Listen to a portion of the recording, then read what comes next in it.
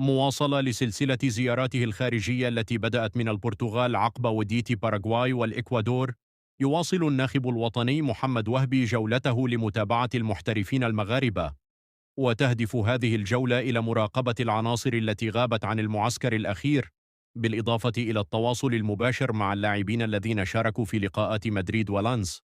ويأتي الدولي نايف أكرد على رأس أولويات وهبي في هذه المرحلة، لكونه أحد الركائز الأساسية والحرس القديم الذي لا غنى عنه في تشكيلة المنتخب. أهداف الزيارة المرتقبة: الاطمئنان الصحي، الوقوف على تطورات الحالة الصحية لأكرد بعد العملية الجراحية ومتابعة مراحل استشفائه. الدعم المعنوي: التأكيد على الدور المحوري الذي يلعبه في منظومة الدفاع، خاصة في ظل التطلعات لتشكيل ثنائية قوية مع ديوب في قلب الدفاع.